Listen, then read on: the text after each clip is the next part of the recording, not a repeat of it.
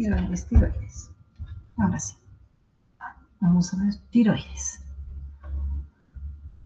La importancia de la tiroides. Para empezar, son un juego de 2 pares o 4 elementos glandulares localizados por detrás de los lóbulos tiroideos. Tiene una participación muy importante, sobre todo en la regulación de la calcemia a partir de la generación de calcio desde el hueso, favoreciendo sobre todo la actividad de los osteoclastos, que sabemos son células de reabsorción. Células de reabsorción ósea. Entonces, ¿qué es lo que hace esta glándula? Lo primero que hace es producir un llamamiento, un reclutamiento a los osteoblastos, células del tejido óseo, que se encargan, mediante una serie de señalizaciones muy particulares, de atraer y de comandar, digamos, un ejército de osteoclastos que llegan a los sitios requeridos por estas células y empiezan a reabsorber. Al reabsorber el hueso, se libera mediante mecanismos de generación de hidrolasas, la potencialidad de iones de cierto tipo de sustancias, como las metaloproteinasas, protones de hidrógeno, etc. Se libera calcio hacia la sangre, ¿de acuerdo? Entonces lo que se hace es elevar también la calcemia en sangre, ¿no? Otra función interesante que cumple la paratiroides, denominada también PTH, ¿no? Es estimular a nivel de hígado, perdón, de riñones, la generación de calcio, porque sabemos que el riñón es un órgano de ultrafiltración de varios tipos de sustancias, y una de ellas favoreciendo la reabsorción principalmente de calcio hacia la sangre, ¿sí? Elevando también niveles de sangre, y lo propio, favoreciendo la generación de vitamina D, que a su vez estimula la motilidad intestinal, ¿sí?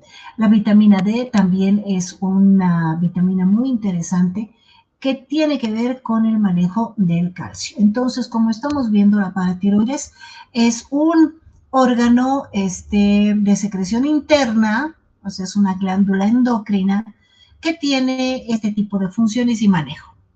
¿Listo? Afecciones. Es muy difícil hacer palpación o auscultación o inspección o algún tipo de manejo semiológico, porque miren dónde están localizadas las paratiroides, ¿no? Están hacia atrás. Entonces, principalmente vamos a hacer un pequeño recordatorio sobre qué tipo de lesiones podremos nosotros encontrar, eso sí, en pacientes que nos visitan. Por ejemplo, el hiperparatiroidismo, que es una alteración justamente de las glándulas, de estas glándulas, donde hay mayor producción o secreción de la hormona de la PTH, de la hormona paratiroidea, que sabemos es una reguladora de calcio, de fósforo, ¿no? Fosfatos de calcio, magnesio, ¿verdad? Carbonatos de calcio, hacia lo que es la sangre directamente del hueso. Entonces, estamos encontrando que el hiperparatiroidismo es justamente ese tipo de lesión que favorece la secreción exagerada de este tipo de hormonas. El hipoparatiroidismo es exactamente lo contrario, ¿sí? Donde la función de la PTH está disminuida, hay una hipofunción.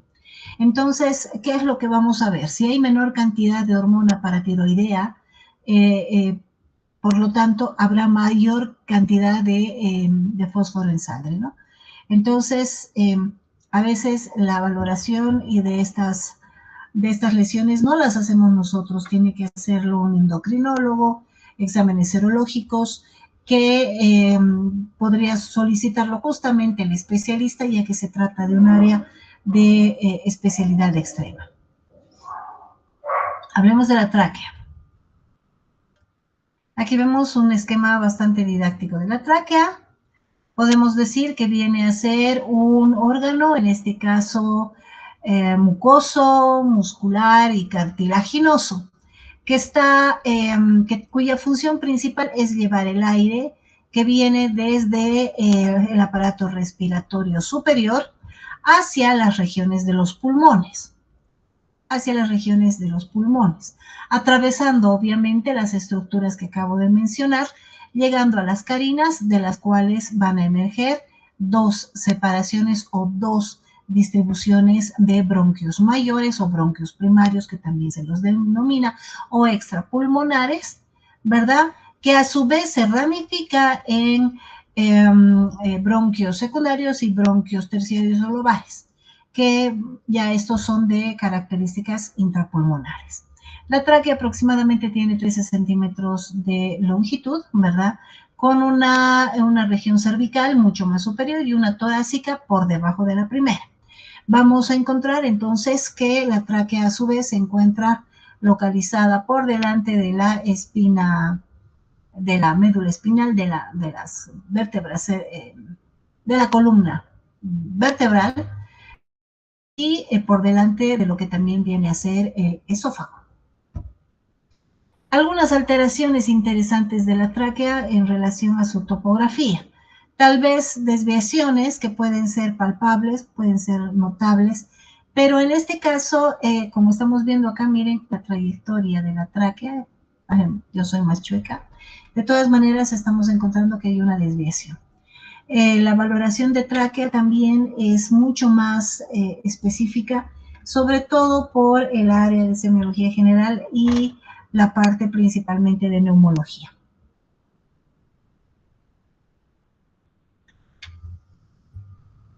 Hay una maniobra que se supone podríamos tal vez considerar útil, sobre todo para sospecha de estenosis traqueal, que vendría a ser la maniobra de Kocher, donde vamos a realizar una compresión ligera de los lóbulos laterales de la tráquea, justamente para determinar un estridor, ¿no? Si desencadena un estridor, que puede estar provocado justamente por una compresión del órgano en alguno de sus segmentos. Pero repito, este tipo de maniobras deberían ser mucho más específicas, sobre todo en el área de neumología. Otra maniobra, solamente para mencionar, la maniobra de Moore, donde estamos encontrando el paciente por delante, el operador por detrás. Es una maniobra bimanual, como lo estamos viendo, los pulgares hacia la parte de atrás y el multidigital hacia adelante, palpando sobre todo la relación de las estructuras cartilaginosas mediante, obviamente, la palpación digital. Bibliografía de consulta, por favor, para tomarla en cuenta. Aprender sin pensar es inútil. Pensar sin aprender es peligroso. Lo dijo Confucio. Esos son mis criaturitas que están ahí jugando con mi hija y no me dejan trabajar. Listo. Creo que aquí, ahí está. Son unos traviesos y todo el día juegan. Qué vida más linda. Examen segmentario extraoral. Vamos a seguir entonces con el examen extraoral y nos vamos a ir a trabajar con los ganglios linfáticos. Listo. Lo primero que vamos a hacer es especificar qué es un ganglio linfático. Está valorado como un órgano linfático que está formado por tejido linfático. Ya. Ahora, ¿qué es el tejido linfático? No nos olvidemos que hay una escala de organización de los diversos sistemas, órganos, aparatos de nuestro organismo. El primer nivel siempre es el celular. La agrupación de células en cuanto a estructura, función, a origen, determina la organización de tejidos. Ahí tenemos 4 grandes tipos de tejidos. El tejido muscular, el tejido nervioso, el tejido epitelial y el tejido conectivo. Cuando hablamos de estos 4 tejidos y específicamente una variedad interesante, el conectivo, vamos a decir que hay órganos muy particulares de forma especializados, ¿sí?, en esta variedad de tejido. Uno de esos tejidos conectivos especializados viene a ser el tejido linfático, el cual también se organiza, ¿verdad?, por este tipo de células. Se agrupan las células, se rodean de una cápsula y van a formar los denominados órganos linfáticos, que hay diferentes tipos de órganos. Entonces, esta relación de células, de tejidos y de órganos constituyen en sí el sistema inmunitario, capaz sobre todo de realizar actividades de defensa,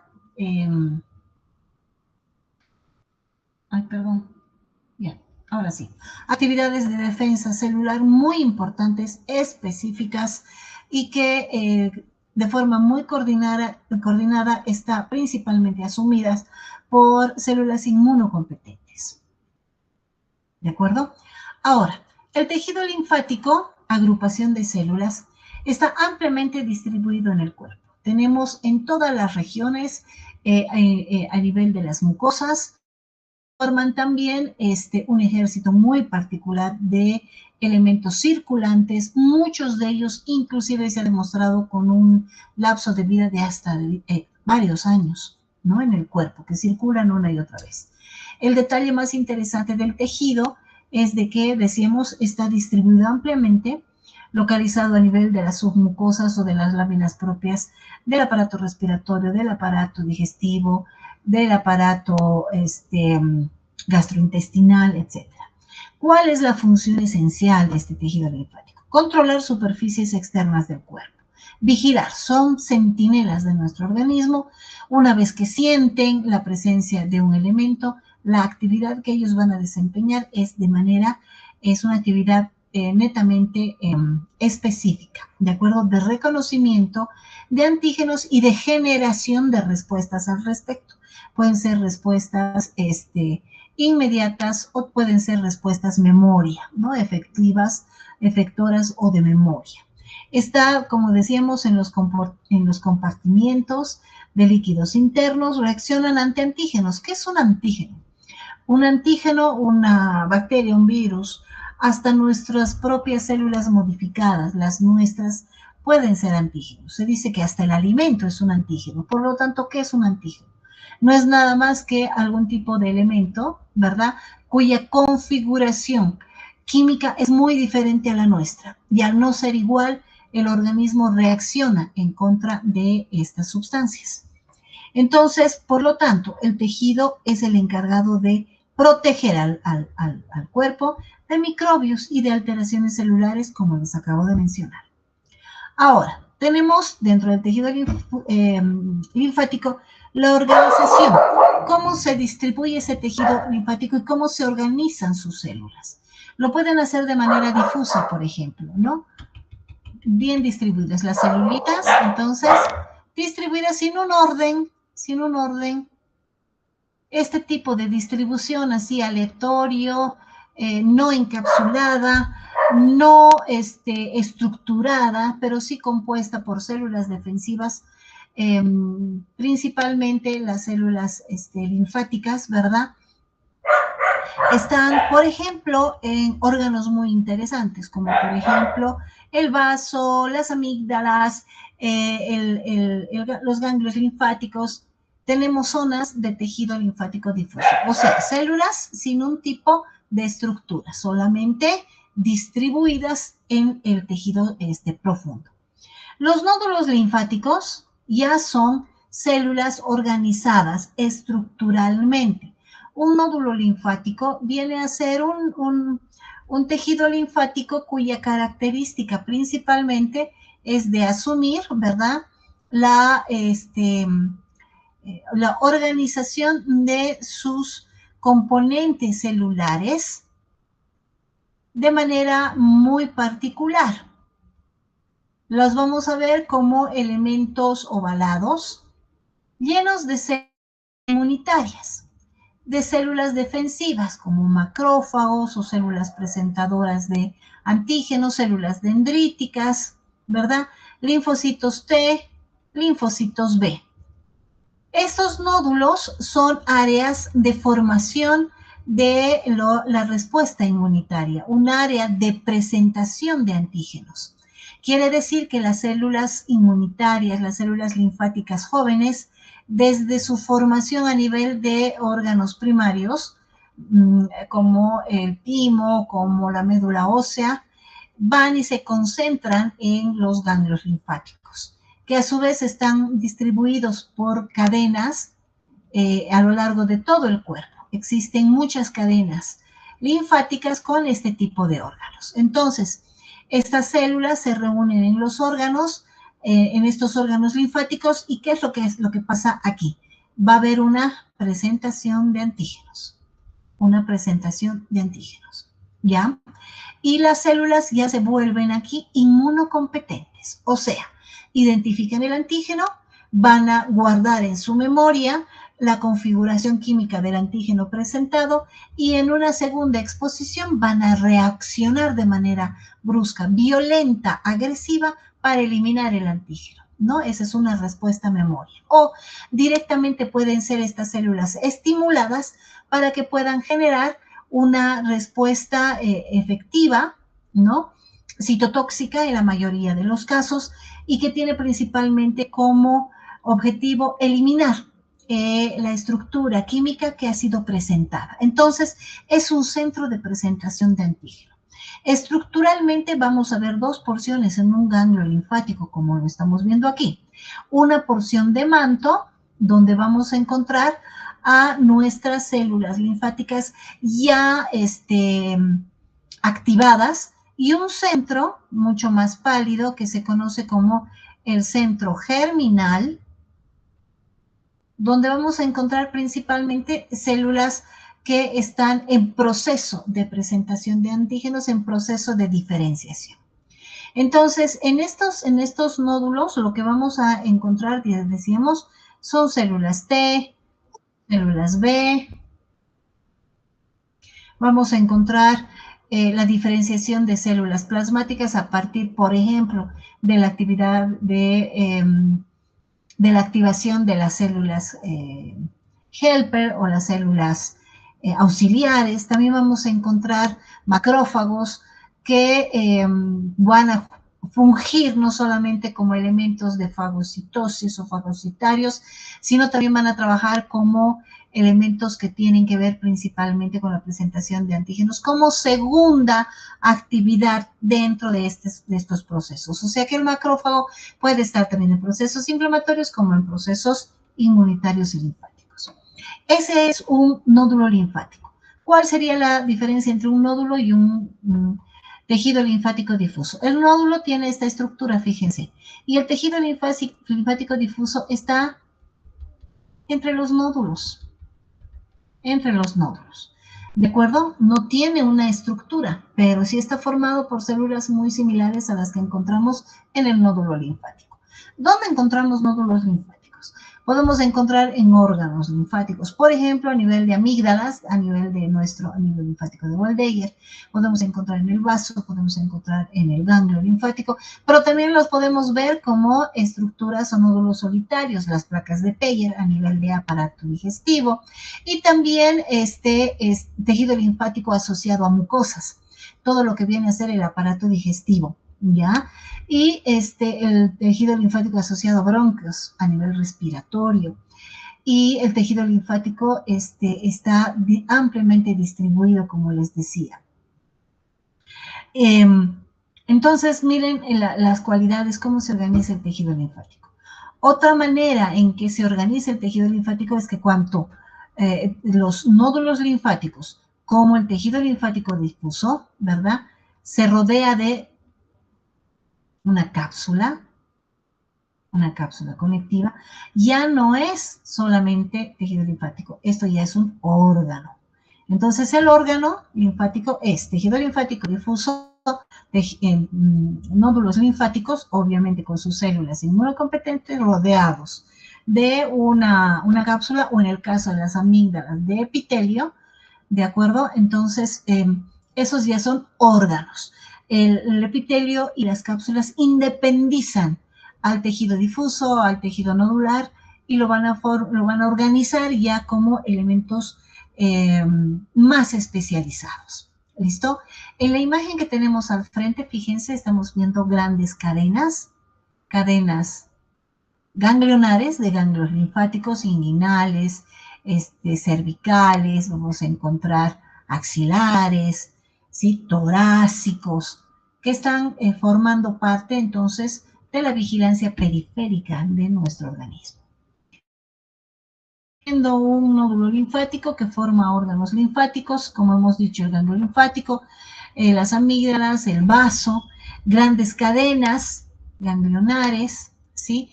Los solitarios, nuestras placas de Peyer, los asociados a mucosas, por ejemplo, los BALT a bronquios, los MALT al aparato, a la mucosa, los GALT al aparato gastrointestinal. Miren, está ampliamente distribuido. Ahora, si hablamos de los órganos linfáticos, vamos a clasificar a nuestros órganos linfáticos, recordando lo que ya hemos visto seguramente en cursos inferiores. Tenemos a nuestros órganos linfáticos primarios y nuestros órganos linfáticos secundarios, que los vamos a ir viendo en la imagen que tenemos al frente. Hablaremos de los primarios, ¿de acuerdo? Vamos a tener a la médula ósea, al hígado fetal y al timo. ¿Por qué primarios? También se les denomina centrales, porque si se dan cuenta, el timo en la línea media del órgano, el hígado fetal en sus etapas iniciales, y el timo y la médula ósea incorporada dentro de lo que es la columna vertebral. Entonces son órganos centrales, órganos de diferenciación de linfocitos. A nivel de médula ósea tenemos la diferenciación de linfocitos B, y a nivel del timo los linfocitos T. O sea, el proceso de diferenciación que viene directamente de la médula ósea hacia estos órganos, del hígado fetal en primeras etapas de formación de un organismo, hacia estos órganos, lo que hace es generar entonces linfocitos, tanto de línea B, de línea T, pero llamémoslo así, linfocitos vírgenes, que no han sido todavía presentados antígenos, por lo tanto no tienen capacidad inmunitaria en primera instancia. Vámonos con los órganos secundarios. Y ahí vamos a hablar, por ejemplo, de los ganglios linfáticos, ¿verdad?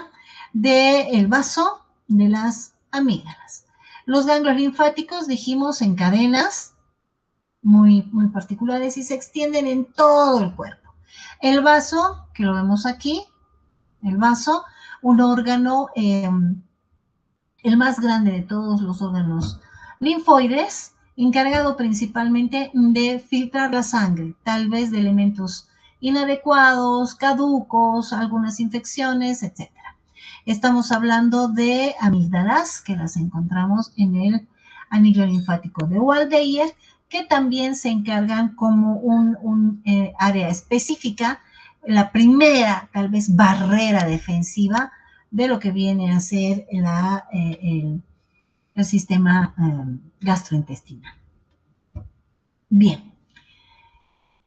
Si hablamos de los órganos linfáticos, vamos a decir que las células inmunocompetentes tienen un precursor linfático común, que se da en primeras etapas de vida intrauterina y que se desarrolla a nivel de órganos específicos, embrionarios, el hígado fetal, a nivel de médula ósea, del saco vitelino, etc.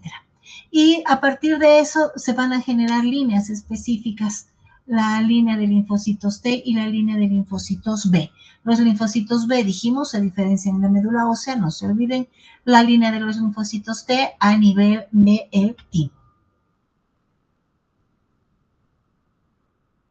Bien, aquí tenemos a los órganos generadores, órganos primarios u órganos también denominados centrales. La médula ósea, ¿sí?, que van a generar a nuestros linfocitos B, los cuales después llegan a la sangre, a la linfa, ¿sí?, y se distribuyen en el cuerpo, y luego llegan a los órganos linfáticos secundarios o periféricos, los ganglios linfáticos, las amígdalas, el vaso, etcétera, y pueden recircular una y otra vez. ¿Para qué? Para vigilar el organismo y librar de antígenos al mismo, ¿sí? Entonces, aquí los linfocitos B van a realizar esa función. Los linfocitos T, que se diferencian en el timo, ya lo hemos dicho, forman los denominados linfocitos vírgenes, también entran a la sangre, a la linfa, y tienen que ir igualmente a los órganos linfáticos periféricos. Tienen que llegar a los órganos linfáticos periféricos, donde se produce la presentación de antígenos, ¿sí? A partir de células dendríticas o de células presentadoras. Es de esa manera es que estas células, los T, los B, se van a activar una vez que son presentados ante una sustancia, ¿verdad? Que no es propia del cuerpo, es un antígeno, y de esa manera realizan una transformación de sus características químicas para favorecer el reconocimiento de estos antígenos. Ya hemos dicho, de manera efectora, principalmente en las células T citotóxicas o de memoria el resto de las células. ¿De acuerdo? Entonces, estamos frente a este tipo de actividad que se da a nivel de los órganos linfáticos. Entonces, los órganos linfáticos secundarios los estamos ya identificando, ¿verdad? Tenemos y forman las cadenas linfáticas distribuidas en todo el cuerpo. Entonces, un órgano linfático como el ganglio linfático está encapsulado.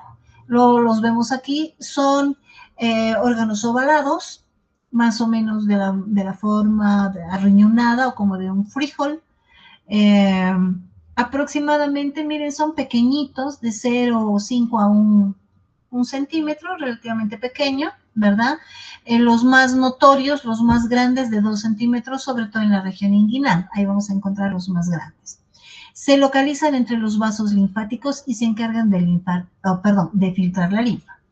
Entonces, miren, aquí tengo un ganglio linfático, el de color verdecito, lo estamos viendo, y aquí encontraríamos los vasos linfáticos que llegan al órgano, en este caso al ganglio linfático. Entonces traen la linfa y la depositan al interior mediante vasos linfáticos aferentes. Y se van a filtrar, van a llegar estas sustancias desde la circulación como linfa, como un líquido tisular, que lleva consigo células, evidentemente, principalmente linfáticas, y lo que más nos interesa a este nivel es que recogen de todo el organismo antígenos o sustancias no aptas, ¿verdad?, para el resto del cuerpo. Entonces ingresan a la zona cortical y es a este nivel donde los ganglios linfáticos se van a encontrar o van a filtrar de esas sustancias mediante la presentación de antígenos y favorecer, si hay algún tipo de proceso en marcha, la formación, ¿verdad?, de células competentes y que vayan al foco y se encarguen de limitarlo y de favorecer su evolución. Posteriormente, ya filtrada esa linfa, sale por vasos linfáticos eferentes y sigue el resto de las cadenas que tiene. Como en los órganos linfáticos, estos ganglios linfáticos están en medio de las cadenas, lo que hacen es filtrar una y otra vez. Aquí tenemos una imagen histológica de las partes que tiene un ganglio linfático. Aquí encontramos su cápsula, dijimos es un órgano encapsulado. Aquí encontramos la cortical y miren, aquí están nuestros nódulos linfáticos que ya los hemos mencionado.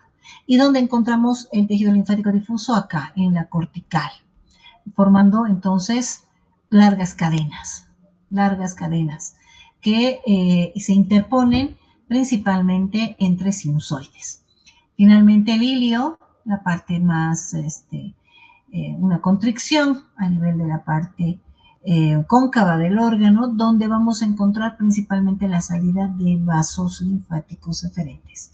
Aquí tenemos los aferentes, y aquí tenemos a los eferentes, el ilio, donde igualmente vamos a encontrar áreas de vascularización.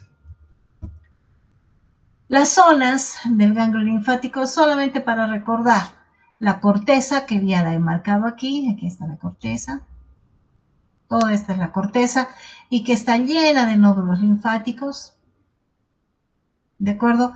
La paracorteza que está entre la corteza y la médula, que es más interna. La médula la vemos más clara en la imagen que tenemos al frente. Decíamos, se encarga de filtrar la linfa, son lugares de reconocimiento. Vamos a ver este video bien interesante. ¿Reconocimiento de qué? De antígenos. Este es un antígeno, miren, aquí tenemos un antígeno. Y aquí tenemos a la piel, que es una barrera de protección, que si no cumple su función, se invade, ¿verdad? Se invade el tejido conectivo más profundo, porque ingresan estos elementos hacia el tejido conectivo que está lleno de vasos sanguíneos. Como ustedes están viendo, son elementos externos que superficialmente van a presentar antígenos. Ya vienen los macrófagos, empieza el proceso de fagocitosis, pero también reclutan a células dendríticas como estas, que recogen esa configuración externa química de estas células y luego a través de la vascularización linfática y por los vasos aferentes que acabamos de ver, llegan al ganglio linfático y empieza la presentación de antígenos. Aquí tenemos a los linfocitos T de color azul y a los linfocitos B de color amarillo.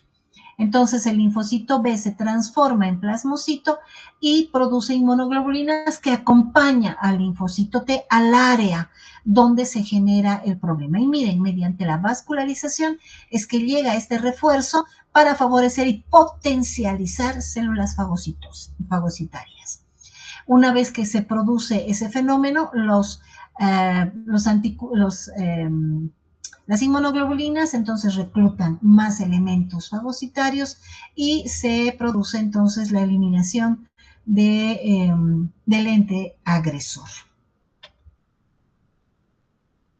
Haciendo esta pequeña presentación, recordando lo que es un ganglio linfático, ¿de acuerdo?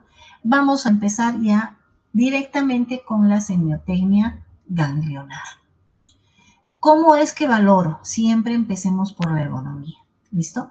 El paciente sentado, la espalda recta, entre 90 a 110 grados si hay la necesidad, los brazos hacia adelante, como lo estamos viendo, los brazos hacia adelante, ligera flexión de la cabeza, o sea, no va a estar hacia atrás, y alineados la planta de los pies con la base del piso. El operador, el odontólogo de pie, en el mejor de los casos, el abordaje es anterior y vamos a estar localizados menos cuarto aproximadamente de las manecillas del reloj. Entonces empieza el proceso de semiotecnia directamente de nuestros ganglios linfáticos. Ahora, el abordaje posterior, también de pie, para mayor comodidad, y de esa manera es que se prosigue con las siguientes técnicas. Se recomienda el manejo de maniobras que incluyen las dos manos, maniobras entonces bimanuales, con las yemas de los dedos, índice medio, bidigital, a un lado y al otro lado, derecha e izquierda, de manera simultánea. Vamos a empezar entonces en primera instancia con la anamnesis. ¿Y qué le vamos a preguntar al paciente en la anamnesis? Por ejemplo, viene con un problema dentario, ¿sí? Y le vamos a indicar el tiempo en el que se ha producido el problema, ¿sí? En horas, en días, en meses, evolución, tiempo de evolución. Si el proceso ha sido rápido, ha sido silencioso, doloroso, ¿de acuerdo?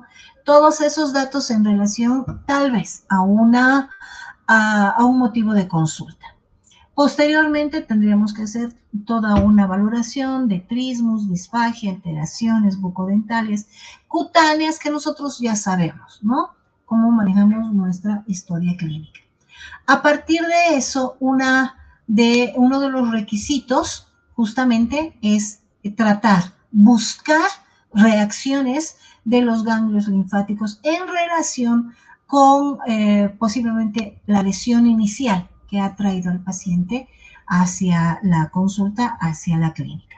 No nos olvidemos de los antecedentes médico-quirúrgicos, la sintomatología general, factores implicados, vamos a preguntar si hay fiebre, si ha habido astenia, sudoración, que nos indica entonces procesos infecciosos, ¿verdad?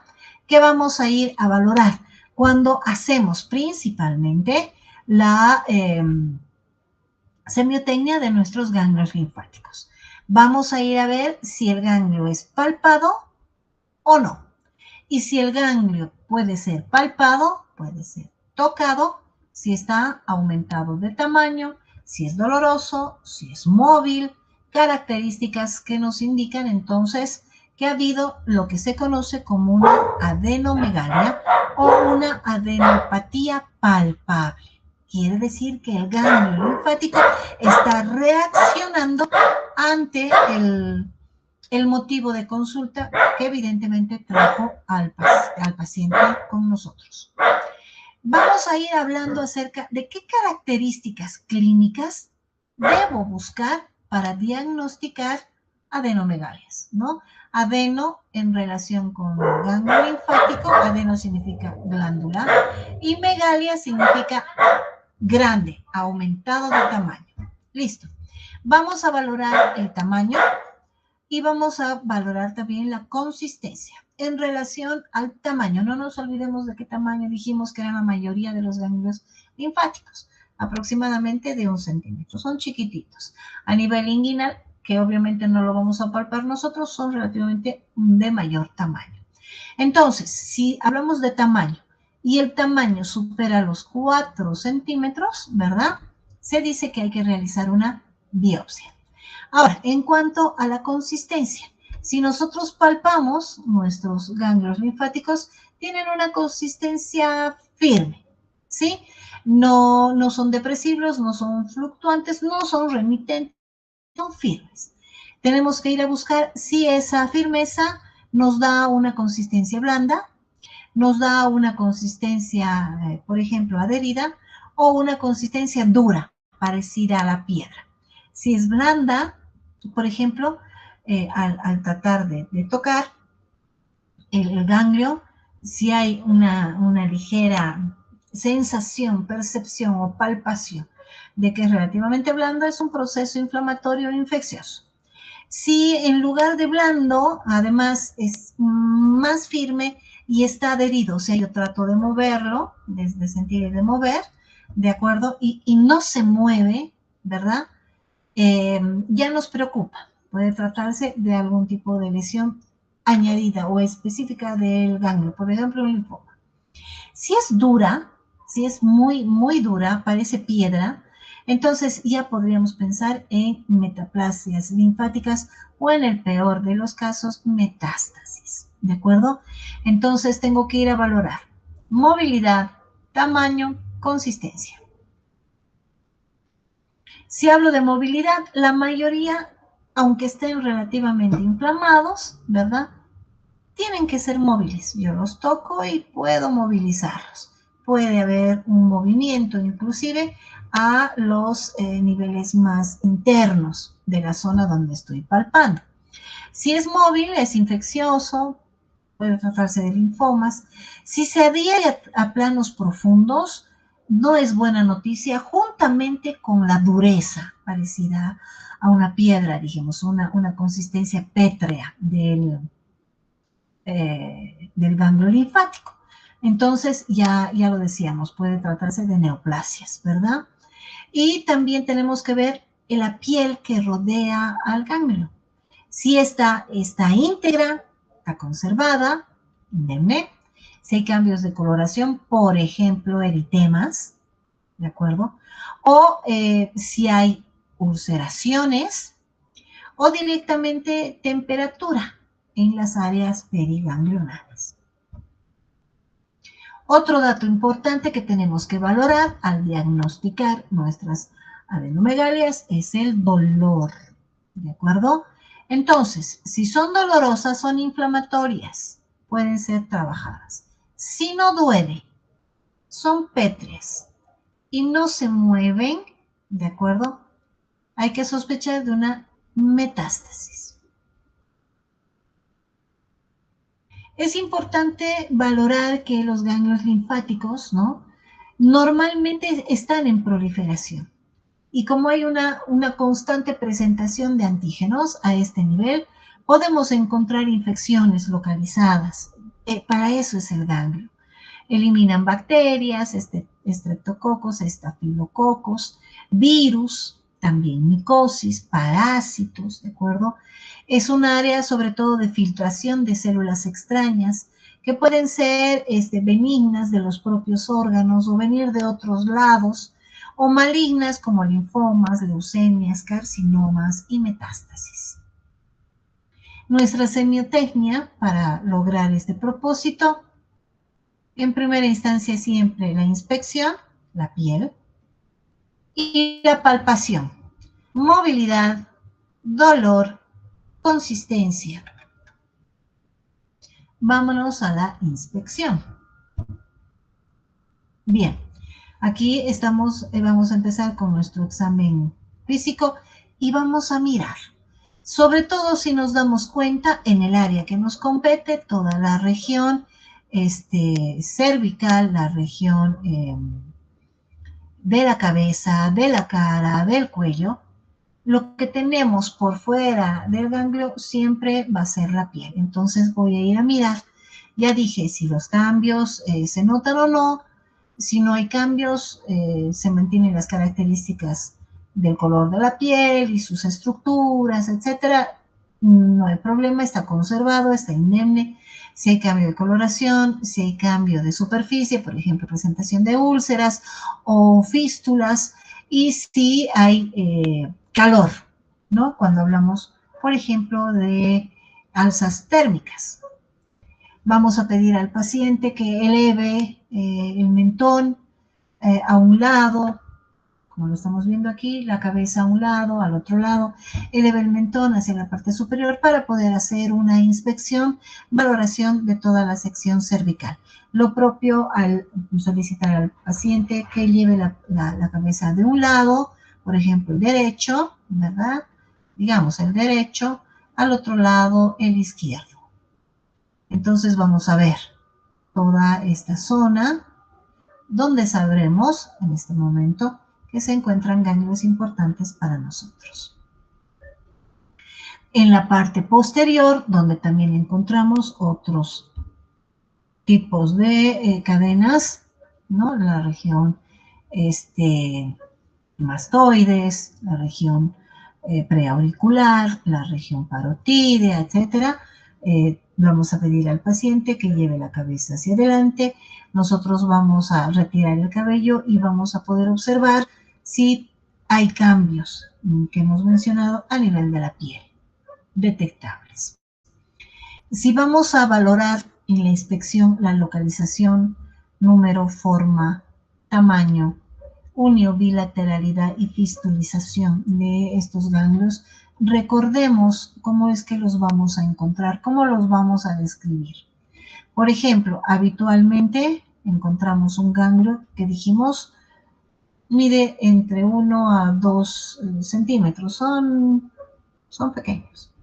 Si pasan, hay que medirlos, si pasan de esas dimensiones, 4 centímetros, 5 centímetros, quiero comparar, como de una nuez, 4 centímetros, como de un limón, 5 centímetros, entonces ya ahí tengo que sospechar, ¿no?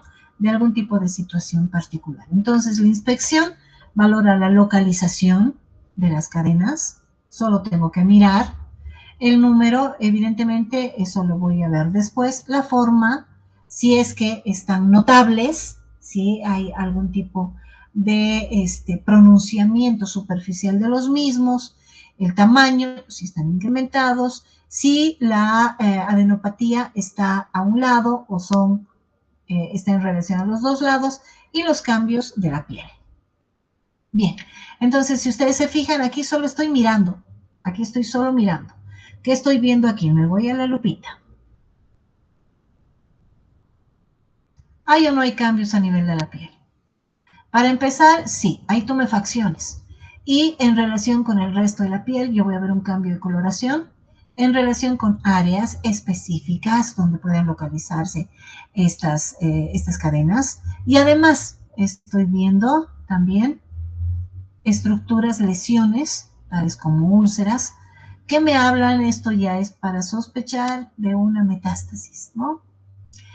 También ya en la palpación voy a corroborar estas situaciones tocando, palpando, viendo su consistencia y la movilidad. Aquí tengo una valoración bilateral, solo estoy viendo y se nota, ¿verdad? Se nota que tengo o que el paciente tiene, en este caso, una adenopatía bilateral, izquierda y derecha a nivel cervical por debajo del mentón. En el caso de esta paciente, estoy encontrando también la presencia, la adenopatía en la tumefacción, ¿no? De la cadena, en este caso submandibular, unilateral. Y acá, miren, en la región cervical posterior, en relación con las cadenas mastoides y occipitales, un aumento de tamaño. Pero en estos 3, 1, 2, 3, no hay lesiones cutáneas, como en el caso que acabamos de ver como primer ejemplo. Palpación. Nos quedamos en la palpación. El día miércoles vamos a continuar. Son exactamente las 9 en punto. Entonces, si hubiera algún tipo de pregunta, duda.